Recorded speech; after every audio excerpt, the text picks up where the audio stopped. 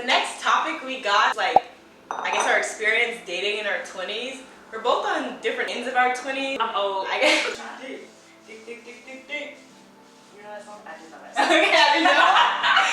Hey guys, welcome to our channel. I'm Caitlin. I'm Jessica Mariah. And today we're making some high-protein Rice Krispie treats. And we've also asked people on Instagram to ask us some questions. So we are going to do a little chit-chat while we cook. We hope you guys enjoy. Okay, so for today's Rice Krispie treats, we are going to be using 6 cups of Rice Krispies, 4 cups of mini marshmallows. We have 3 tablespoons of butter, and we're going to be using 2 different types of protein. So we have a scoop and a half of Oreo protein and a scoop and a half of fruity whey protein. Right. Yeah, so we're gonna make sure we grease our pan with some non-sticking spray, and we're gonna add a little splash of vanilla, and those are all of our ingredients. Let's get to it. All right, so the first step we're going to do is melt the butter. But while we do that, we're going to answer some of your questions. So the first question that we got was, how did we meet? Now, me and Caitlin met in the gym. So actually it's a pretty funny story because I had always kind of seen her around working out, and I always thought she had pretty cool workouts.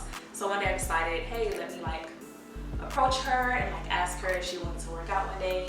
Yeah, so we did that, and then the rest was history. Work out every single day. Every single day. The next question we got was, what's our favorite type of workout and why? For me personally, I really like just any type of functional movements. I really like to work out based off like things that you would do in your everyday life, help your body move better.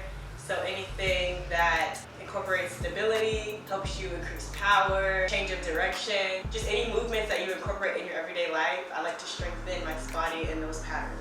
So me, I'm a little bit basic.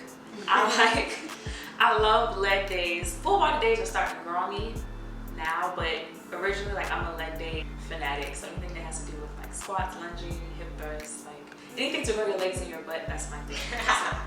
Y'all see the booty workouts on your page. See the booty workouts happen. You can do it from your house, from the gym. Lots to choose from. Alright, so our butter is nice and melted. We are going to pour in our marshmallows and give it a good stir. And we're just going to let this melt completely. The next topic we got, I guess, is just like, our experience dating in our 20s. We're both on different like ends of our 20s. I'm 22. I'm old. I graduated college about a year ago, and she's 26. I'm 27. 27. Graduated.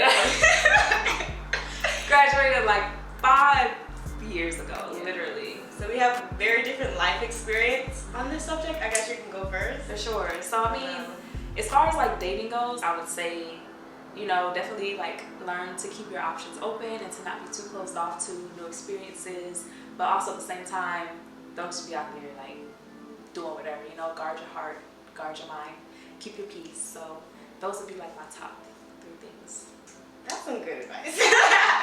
I'm actually gonna take her advice because I'll be going through it, y'all. I don't know. First of all, I'm not a very social person. I kind of stay home on the weekends. I don't do much. So I'm never in a position to meet people. And when people talk to me, I don't talk back. So I don't know how I'd ever meet a man, to be honest. But I'm trying to be better this year. That's one of my New Year's resolutions. I'm trying to be better. I'm trying to be like more open to people because the way I've been living these past few years, I've just been heartbroken. That's why you gotta guard your heart. Yeah, and just be more open, like she said. Like, I don't always have to go into everything thinking like, oh, I'm gonna be with this person forever, because first of all, I'm 22, that's not gonna happen. I'm in Atlanta, that's not gonna happen. Definitely. So, I don't know, I think just go with the flow. Don't overplay your part. That's another thing where I be messing up. Don't overplay your part, because I always overplay mine and be looking like boo-boo. Right. And don't rush into anything too. Take your time. You know, time will tell you everything. So that's all I got for you. I ain't got much, but that's all. That was a good question though. So thank you for asking that one. I like that one. Next we have, what made you start working out? I'm gonna check on the marshmallows while she starts this one. So what really made me get into working out? Like really growing up, I was always involved in like sports and stuff. Like I ran track, dance. And I like even in college I played like what is it called? Intramural like flag football and basketball. Okay, so period. Yeah.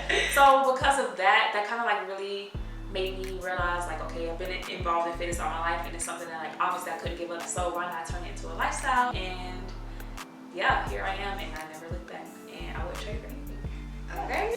For me, like she said, I was kind of always involved in sports when I was younger. I ran track throughout high school, and then I cheered since I was, I don't know, probably like 4.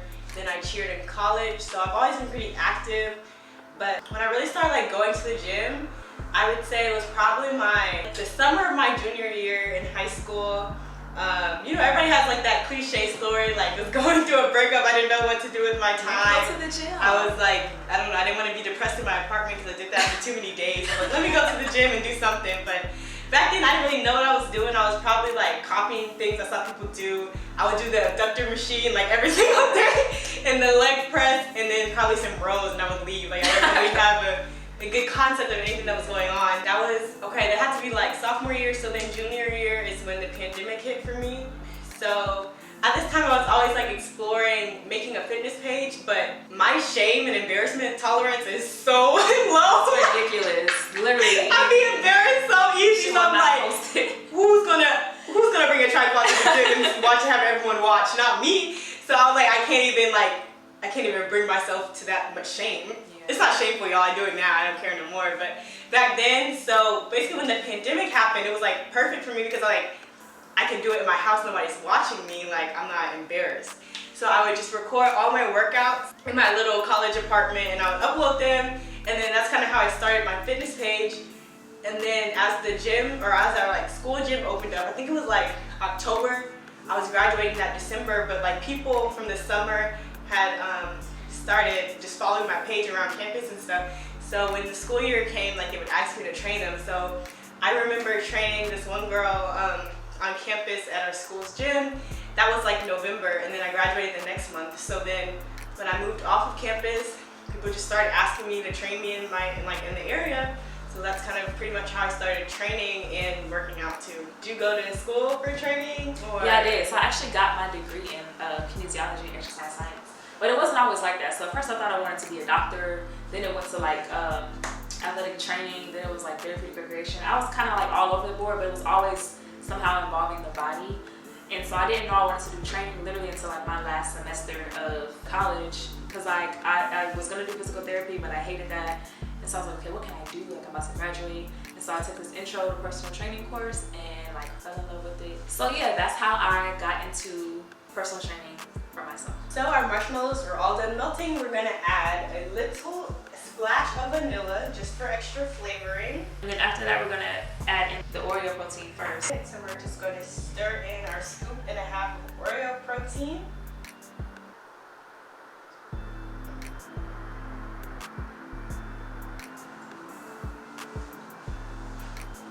While I stir this in, we're then gonna stir in the Rice Krispie treats. Just until they're all nice and coated. It's getting a little thick. So it's all mixed up. Now we're gonna add in the cereal. This sounds like enough. Do you want to eyeball it? Yeah, it's kind of thick. I just think the recipe lied. There's just no way. God. There's no way this is supposed to work. Alright y'all, so cooking is all about trial and error. We followed the box on the recipe, the recipe on the box. And it didn't steer us in the right direction, but that's okay because we know how to eyeball, we know how to eyeball. Yeah. So basically, it was too many Rice Krispie treats for the amount of marshmallows that they told us.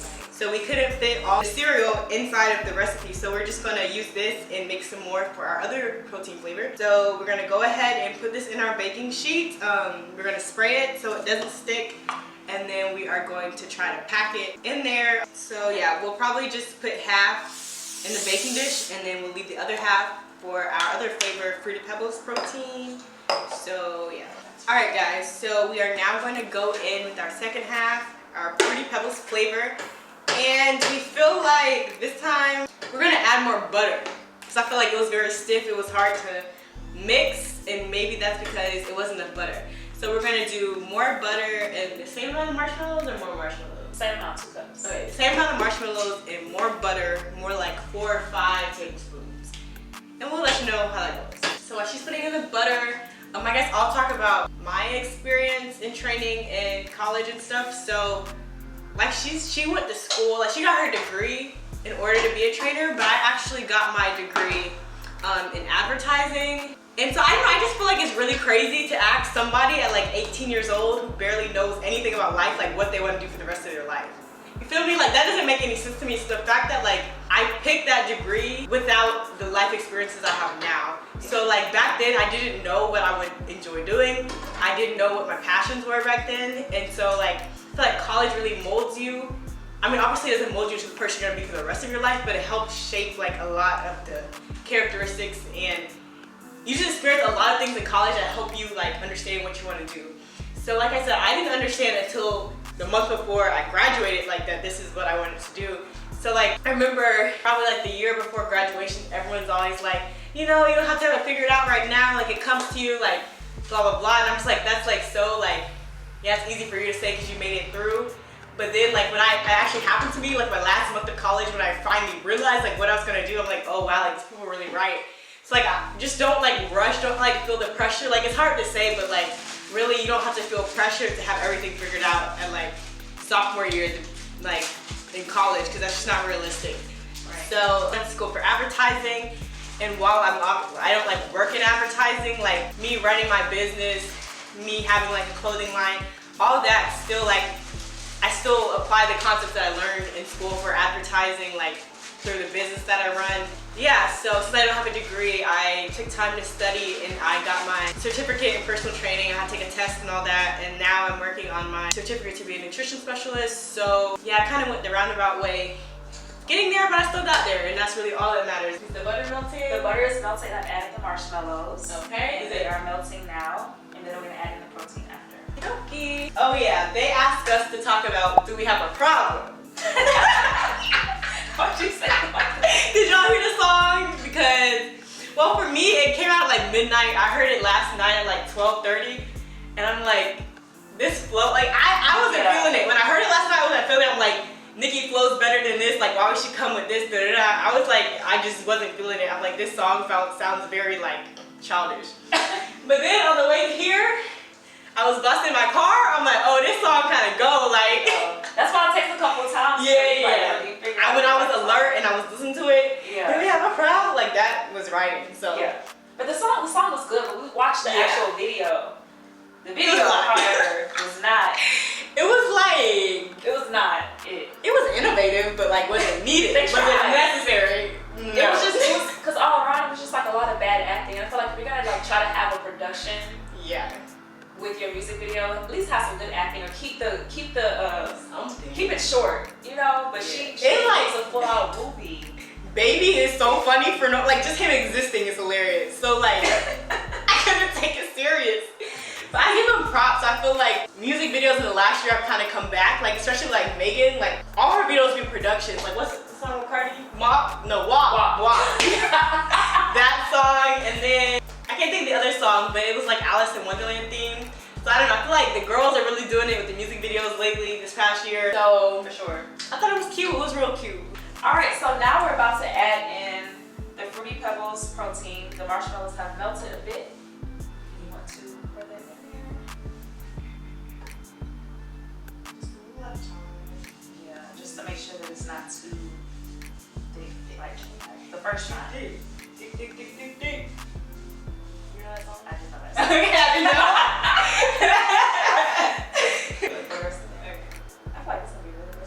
Yeah, okay. The consistency, y'all see how it's different from the last one? Yeah.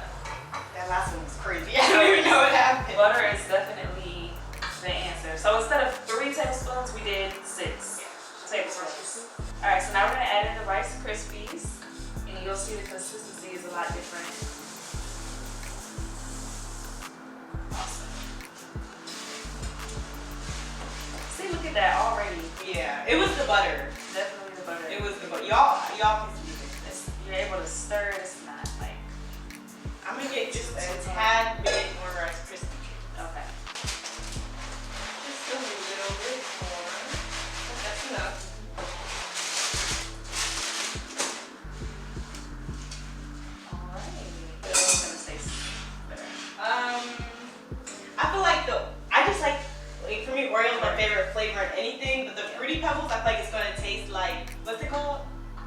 Pebbles. Fruity Pebbles. Fruity Pebbles? Fruity Pebbles cereal. Where's the spray? Yeah. So we're gonna spray the other. We're gonna respray the other side. We're gonna turn off this.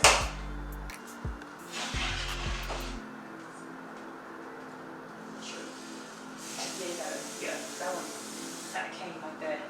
It took me a minute to figure out how to use it. Okay. You see how easy this one is? It's a lot easier. And it's just so smooth. Look at the consistencies. Yeah. That's y'all how know it's this supposed is- to look. This is so We messed up so good. y'all didn't have to. Exactly. Trial and error. Oh my god, this smells amazing too.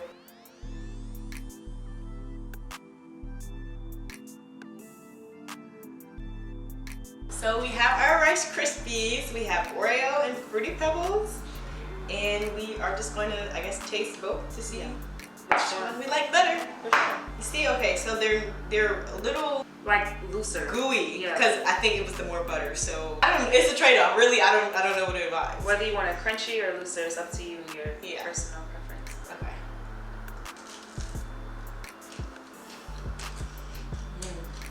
That one's good. Just like Fruity Pebbles. Literally. That's good. That's so good. The Oreo ones are a lot thicker because we did the less butter. I love Wow. Oreo, so I'm Different. excited. Different texture. Yeah, for sure. Okay. Right.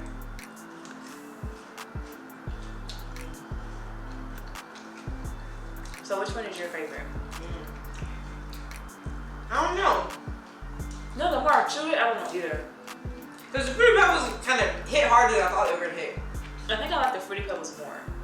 I think I do too. Yeah. At The first, Oreo's good.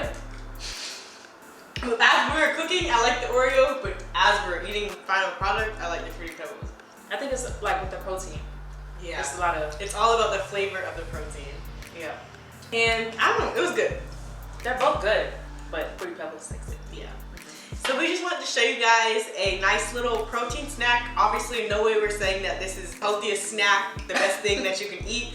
Right. It's just a nice way to get some protein in. If you have some extra macros left. Also know that, have you been seeing a lot of people like use this as like a pre-workout? I have, yeah. Yeah, so like it's because when you're about to work out, like simple sugars are good because it'll give you a quick like burst of energy. So Exactly. this could be like a good pre-workout snack, like if you need some quick energy right before the gym. So we hope you guys enjoyed it. Like you see, everything is trial and error, nothing's perfect. And we just want to include all of that just so y'all can see the different things that we went through to get this. And we hope you guys enjoy, and we'll see you guys next time. Stay sure. tuned to see what we're gonna cook next. And hope you guys enjoy. All right, thank you. Bye.